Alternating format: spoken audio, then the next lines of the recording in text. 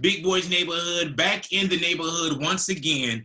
Dana White. Dana White, we're going to have to just start giving you a segment.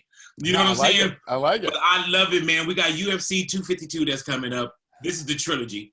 This is the one where Miocic taking on Cormier, taking on DC. They're 1-1 when it comes to wins. Both of them have felt the knockouts by each other. You know what I'm saying? Yep. So this one right here, this is like legacy right here. It's you know, listen, this is for who's the greatest heavyweight of all time.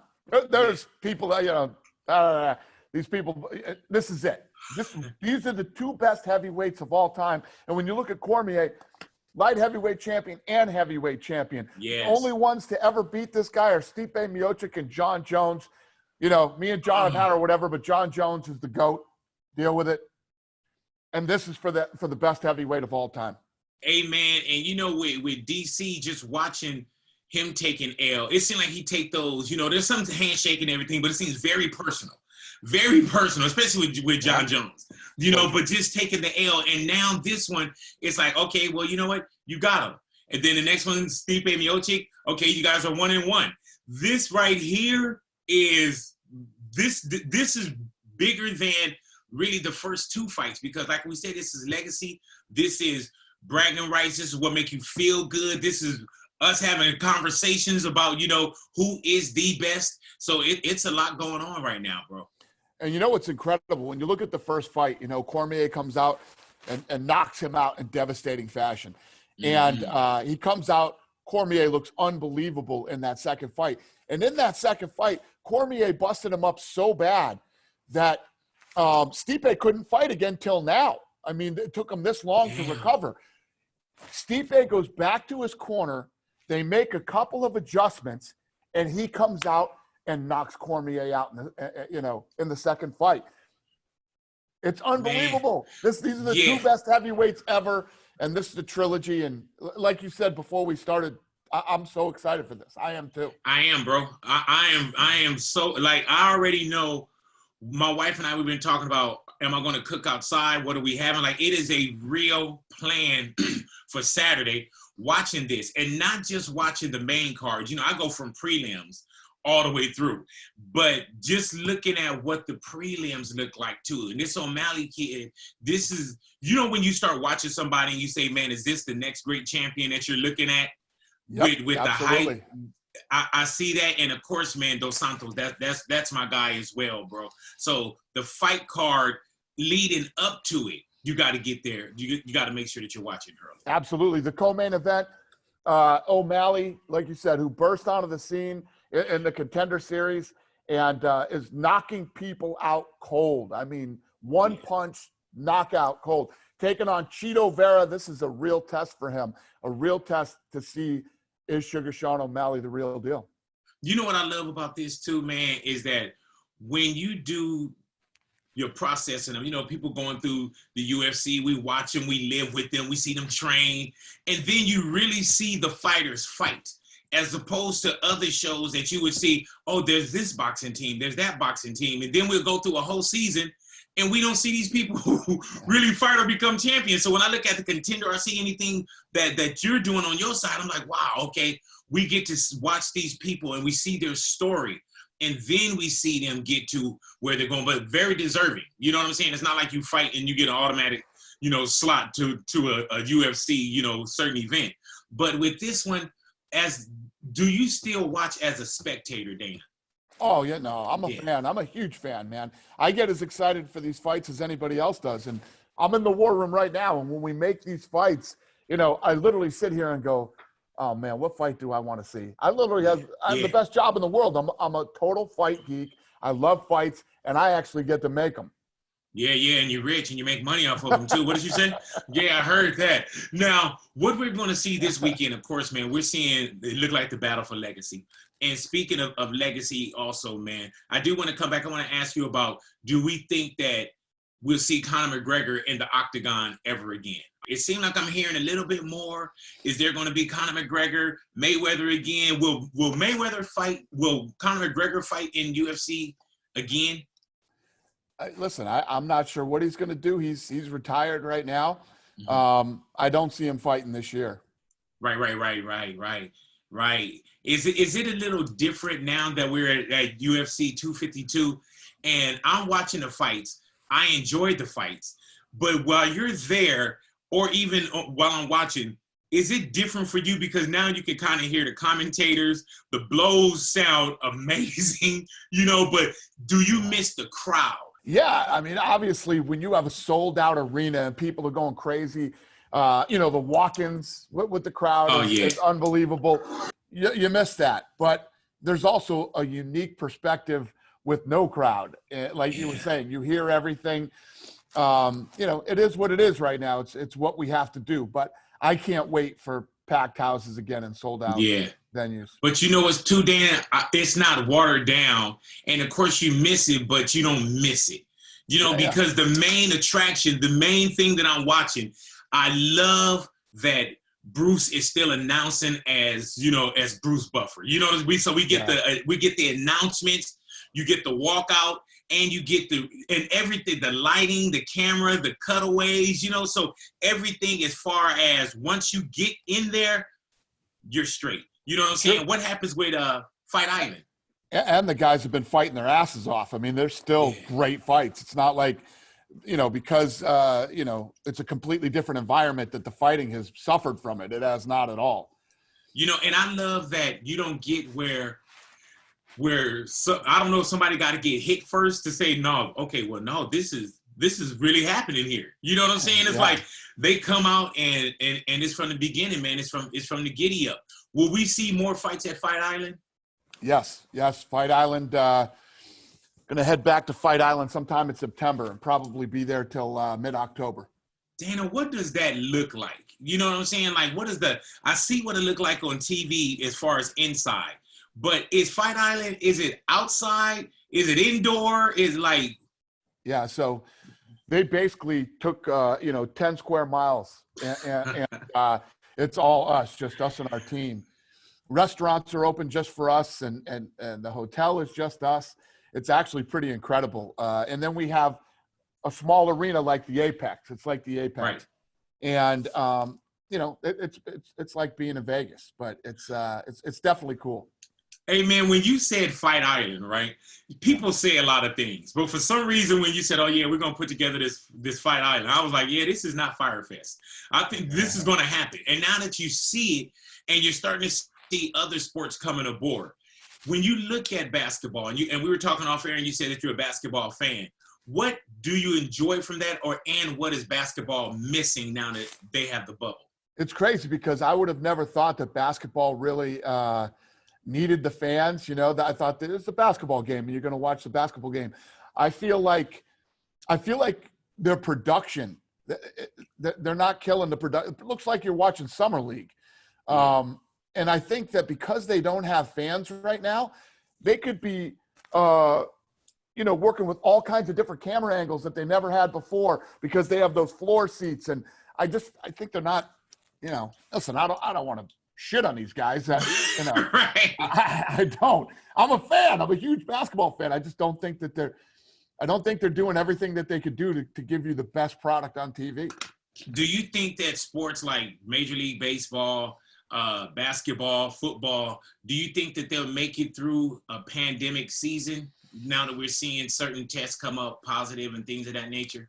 Yeah, well, listen, nobody's going to make it if you don't go inside the bubble. Got to have a bubble. Right. Everybody has to stay in and everybody has to do what they're supposed to do or it's never going to work.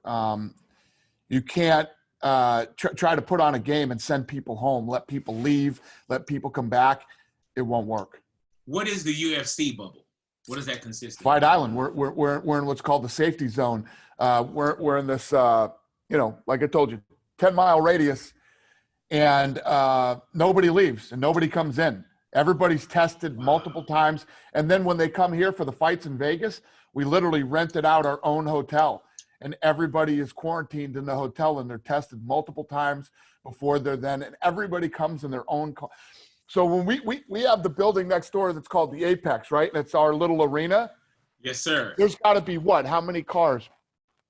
I mean, we have at least 10 that are lined up for all the at least 10 that are lined up at all times. Oh, yeah, more than 10, though. There's got to be got to be 25, 30 limos and SUVs lined up. Every fighter has their own car. And you know, not only are they quarantined, tested multiple times, stay in their hotel and never leave, they drive over there in their own car. And then they fight, and then their own car takes them back to the hotel. For UFC 252, how long has Stipe Miocic and DC been there? Shit, that I don't know. You know when they got here, DC and Cormier? So they both got here on Sunday and Monday. DC and Stipe? DC and Stipe? So Sunday and Monday, she said. So Sunday and Monday. So now they're in full quarantine, still got to train them. Right, so they'll train over there. They have their own little training area, and you know, they are inside the bubble. Man, and you know what's crazy is that we went into 2020 with hashtag 2020 is my year, 2020 vision. We never thought that we were going to have to pivot like this.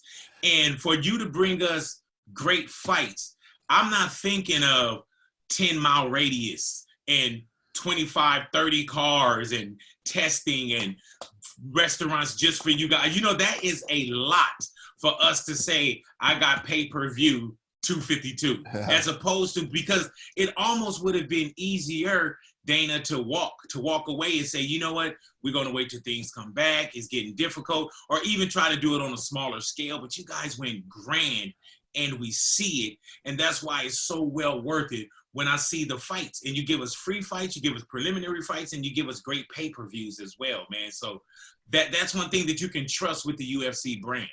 Thanks, buddy. You're the best. And let me just start by saying 2020 sucks. There's no doubt about it. And I think that, you know, if you look at where the UFC started and what we had to go through to get to where we are now today, it's just, we've been fighting since day one. So I'm not one of these guys that when things happen, it's like, for instance, all these other sports are having problems right now because they've gotten so big over the last 100 years or however long they've been around that they actually, the networks come in and do the production for them. The, you know, sponsorship money is so massive. TV money is so massive that, you know, it's just a whole new world. We had to scrap and fight for every little thing that we had. And we basically figured out how to run this business without the help of anybody. And, you know, it's just our mentality over here. As soon as this thing started, I'm like, wait a minute. So if this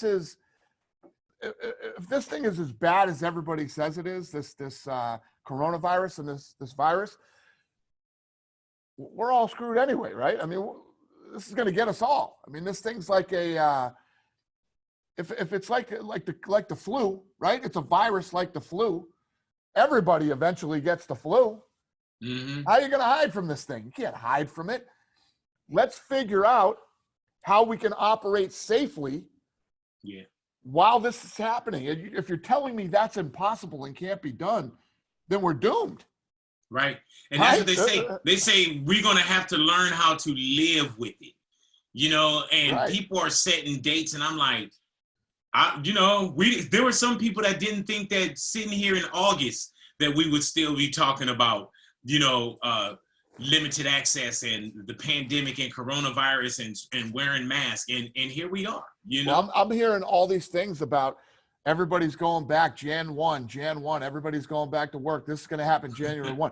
How does that make sense at all? Last I heard that it would be less, you know, there'd be a lot less cases in the summer because of the heat and it kills this thing and it's a virus, you know, yada, yada.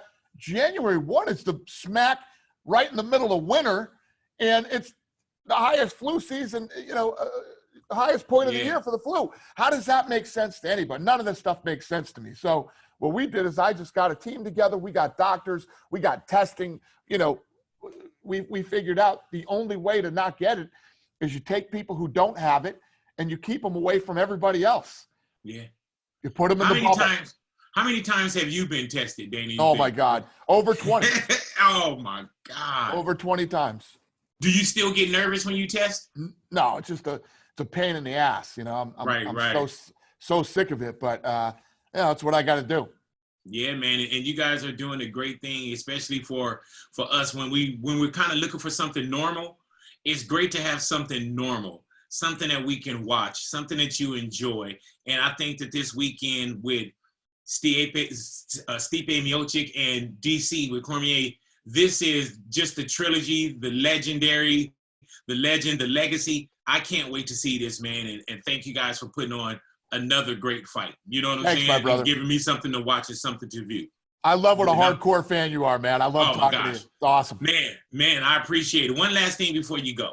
Yep. Would you rather, Dana White, and I want you to think about this. Yep. Would you rather vote for Biden or Kanye West? For Biden or Kanye? Yeah. Trump walks away. I know Trump is your guy. He walks away. I'd probably have to go Kanye. Oh my God. Do I want to give this guy my pay-per-view fucking money? What is that? It doesn't all go to you. It doesn't.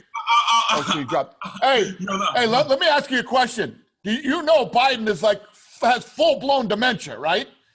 So what you have to ask yourself is, if Biden wins, who's really running the country?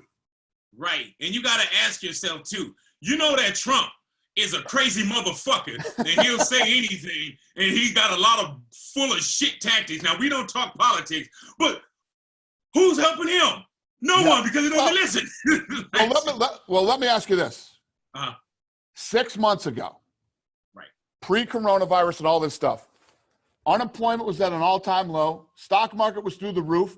Everybody was doing well. Everybody was doing well 6 months ago, you know? I think going into the Trump thing, a lot of people thought, oh, my God. But you know what, though, too, Dana? 6 months ago, Trump was still Trump to me. You know what I'm saying? So that's why we don't talk politics. Right. And there's always going to be people that don't like his personality. Listen, I've been friends with the guy for 20 years. I don't agree with everything he says. You're never going to have a president where you agree with every policy and everything he does. You know what? That's not true, Dana. Liz Manapawaka, Culver City High School. Liz Manapawaka, Culver City High School. I agree with everything that she said. You know? But everybody can admit that 6 months ago, the world was a pretty good place. Listen, the world's never going to be perfect or whatever, but being a U.S. citizen, unemployment was at an all-time low. Stock market was great. Everybody had jobs. Everybody was making money, and the world was good, you know? But and then the pandemic came, huh? And then the pandemic. All right, Dana. We'll end on that note. All righty, but Dana, this weekend, man, Saturday night, it is going down pay-per-view. Make sure you guys check it out, man. We're talking about the legacy, and we're talking about the fight for everything when it comes to Miocic taking on DC. So that's going to be a great one, bro. Always thank you for coming into the neighborhood and hanging out with us, man. And we'll see you soon, all right? Thanks for having me, brother. Go Kanye. Y'all stick around y'all radios, man. Big Boy's Neighborhood.